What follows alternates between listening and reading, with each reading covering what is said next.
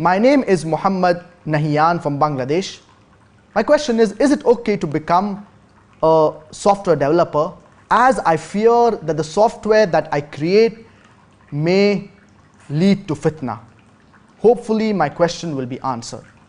As far as softwares are concerned, softwares can basically be divided into three types. The first are the softwares that are the non-Islamic softwares. For example, software related to history, to geography, certain mobile softwares. The second type of softwares, they are the un-Islamic softwares or the un-Islamic apps. For example, dating apps, gambling apps, apps that involve in things that are haram. And we find that these apps, they are very prevalent today. The dating apps, the gambling apps, the betting apps, all of these, but naturally they are haram. The third type of softwares or apps are the Islamic softwares or the Islamic apps. For example, apps of the glorious Quran, apps of ahadith, apps related to the adhan, for example, the adhan timings, apps for da'wah, apps in order to convey the message of Islam to the non-Muslims, apps that serve as a tool for answering questions to non-Muslims, children's apps that teach them the basic tenets of Islam. As far as the non-Islamic apps are concerned, if they do not contain anything that is haram, anything that is prohibited, as long as they are within the purviews of the Islamic Sharia, but natural, an individual can develop such apps and use such apps. The un-Islamic apps, but naturally we cannot develop them because they involve things that are haram. Whereas the Islamic apps, it is good, and rather we are encouraged to make Islamic apps. Unfortunately, the Muslims, they are very backward as far as software development is concerned. So a person can make any software, he can develop any software as long as it is within the purviews of the Islamic Sharia. It should not involve in anything that is haram.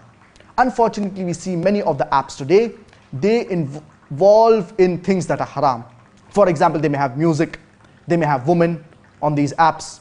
So all of this should be avoided. If we are developing any app, we should see to that it is within the purviews of the Islamic Sharia. So developing an app is no problem. If someone misuses this app and uses this and spreads some fitna, then that is his lookout. As long as the person who's developing the app takes all precaution that it does not involve in anything that is haram, then there is no problem in developing such an app. I would like to give an example. For example, a person manufactures a car.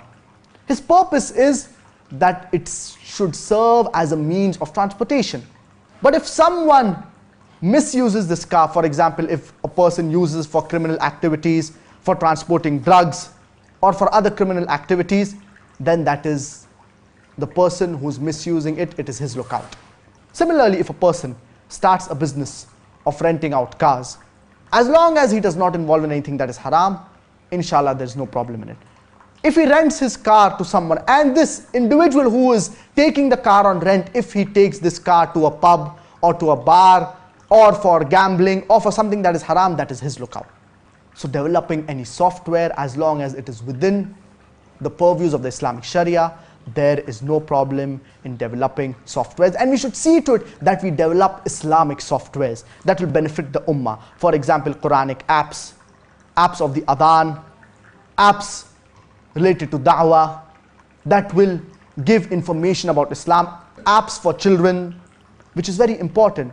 We see that the children, they play a lot of games on the mobile phones and other games as well. And many a times these games, they have something or the other that is haram. Either they have music, many of these games, they have women that are not dressed modestly, etc. So we should give alternatives to the children. We should have Islamic apps that teach the basic tenets of Islam, the teachings of Islam to our children, so that the children from a young age, they are brought up in an Islamic environment.